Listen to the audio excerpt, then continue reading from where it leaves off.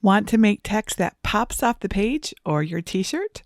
I'm going to show you 10 amazing Canva typography tips that will totally transform your text designs. And the best part, most of these tricks use free tools right inside Canva. These are beginner-friendly, fun, and so useful for crafters, printable lovers, and anyone making designs for shirts, stickers, cards, and more. And stick around to see how to fill letters with photos, add multicolor shadows, and create typography that looks like you hired a pro designer. Hello everyone, my name is Jennifer Maker, and typography is one of my favorite design aspects. I started my career more than 35 years ago as a professional typesetter, in fact. But don't worry, you don't need either expensive software or a design degree to learn these skills. Over the years, I've shared so many projects inspired by a meaningful phrase and brought to life with the perfect typography. If you've ever opened Canva and felt overwhelmed by all the font choices, color pairings, or just why your text doesn't look quite right, I've got you.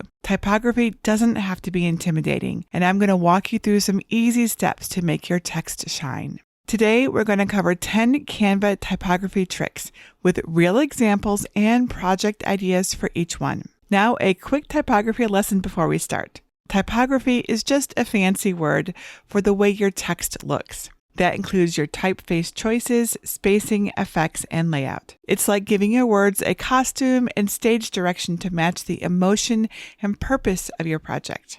Now, why does typography matter if you just want to make a shirt or another simple project? Well, if your project includes words, and most do, great typography helps them stand out, feel intentional, and look polished. So let's make them shine. And you don't need to memorize these because I have a free reference guide for you.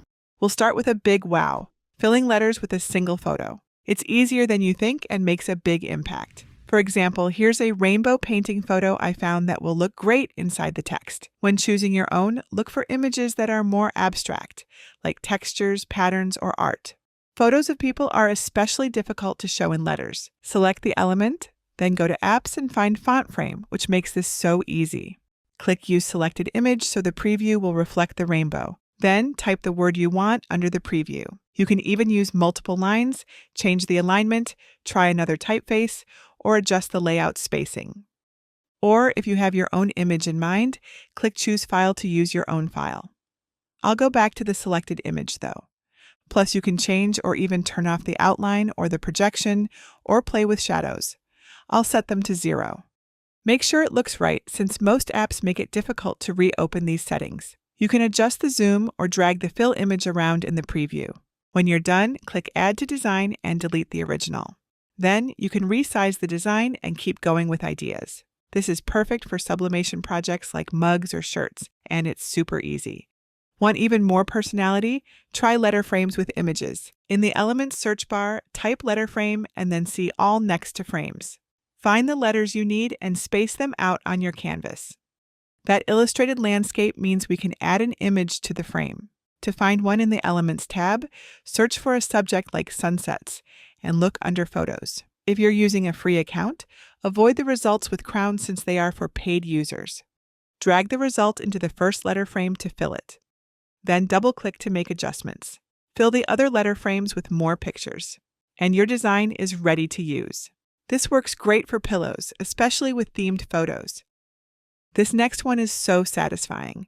Negative space type on a multicolored background. Add a text box and type your message. I prefer using all caps. Then select the typeface. I use Nor'wester. Resize it as needed. Add a square from the Shapes menu and set it to your first color. Then use the Position and Layer tools to move it backward, behind the text. Make it just a tiny bit smaller than the first letter on the left, top, and bottom edges. On the right side, make the square connect to the next letter, but it shouldn't be visible under the letter. Duplicate the square, change its color, and move it behind the text. Then fill the space in between this and the next letter. You might need to fill spots with a duplicate. Just take your time. Make sure the main shapes are the same height for a consistent look. Keep adding, arranging, and adjusting blocks of color to fill the rest of the word. I like to keep some color before and after the word to make the letters easier to read. Finally, change the text to white to see the negative space result. Check for any lines you don't want and adjust them as needed. You can print this or even use your cutting machine to make it into an iron-on vinyl decal. Want to add depth to a design? Try some stacked text with an image in between. Add some bold text like League Spartan to your canvas, then duplicate it and stack the layers. Click Position in the top bar and use the Layers menu to select the top version. Then click Effects and pick Hollow. The change won't be noticeable yet. Now find an image with a transparent background, like this hummingbird graphic. In the Layers view, move it behind all your text and adjust the composition. You can even change the colors if you see swatches at the top. For the magic reveal, use the Layers menu to move the graphic between the text layers. To bring it all together, click the background, then pick a new color using the color wheel at the top. Finally, change your text color to make it stand out. White pops on darker backgrounds. This design looks so good printed on cards. For a twist on that idea, stack your text and use the hollow effect like the previous tip. But this time, look for an element that will add a fun detail across the text, like this wave. Set it to the same color as the background. Position the graphic between the text layers, then resize it to fill them. Now you can change the text layers to another color if you like, and adjust the graphic's positioning. It looks half full. For contrast, add another line of text in Yellowtail to keep the style more simple. This made a really fun mug design. Now, a design where the text is the star. Add a line of text in a simple, bold font like Impact that's easy to read and set it to a fun color. Duplicate it and place the second line slightly above the first one. Find the transparency settings in the top bar and decrease the transparency to about 40% with the slider. Then, duplicate that and move it below the main phrase. Use the Layers menu to place the original line on top. Add another set at the top and bottom, but set the transparency to half of the first set, so about 20%. I printed mine for sublimation and love the custom shirt. This one is all about the typeface, so search for 210 box, which will add a box behind your text. But change the background and you can see that the letters are actually cutouts. Add an effect and pick Shadow, then set the offset and direction to 0. Turn blur all the way up and set transparency to about 50. Set the shadow to black, and now it has an inner glow. I made a smaller version that's an encouraging sticker. Want a cool 3D blocky look with dimension? You might be able to create this with a lot of layers, but it's worth checking out Canva apps like FontStudio. There are so many fun effects in here, so definitely play around with all the options. Just make sure it doesn't say premium because those aren't free. One fun example is Classic, which has extruded shadows. Type your text and start designing.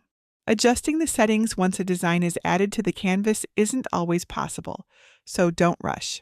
You can even add a gradient or image to the main word, but I'll stick with white.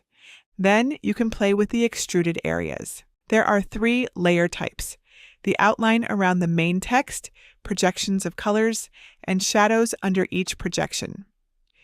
Each piece has a color swatch, but you can only use this color picker. I'll set the outline to red, then use the settings icon to make it thinner. I want the first projection to match the outline, so I'll copy and paste the hex code, which tells Canva the precise color. I don't really like the shadows, so I'll delete those.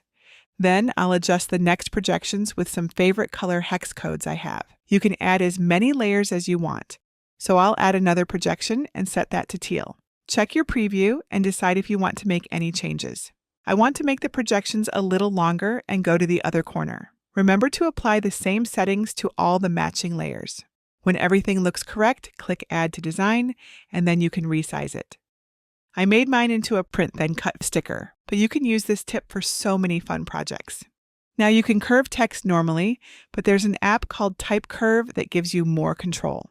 Click See All next to paths and pick the path you want, like this fun spiral, then add your text. Then you can adjust the typeface and play with styles. If you pick the gradient style, you can change the colors, but they'll use the same spaces, so plan it out first.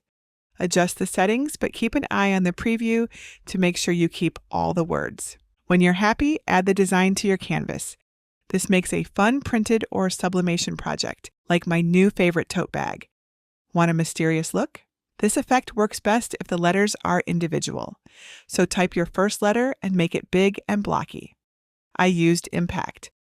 Then duplicate that until you have the whole word and space them out so you have space in between them. Set your background to a nice vibrant color and change the text to a contrasting color. We can use a graphic to blend the letters and background, so find an element that goes from dark to light. Searching for terms like fading and gradient gave me some good options. Change the color to match the background and make sure it's at the front, covering an edge of the text. You might be able to see an outline even if the colors should match. Editing will help, but this is where you'll need to be creative and patient to find what helps it blend. Saturation and brightness worked best for me. You can leave the element casting a shadow on the whole word, or apply this look to each letter using duplicates. If they overlap incorrectly, use the Layers panel to make the letters read from top to bottom and alternate with the shadows. Stick with it and you'll have a really fun result. I made mine into a print and a card. This might be my favorite, and it uses a lot of tricks from the other ideas. 3D layered typography.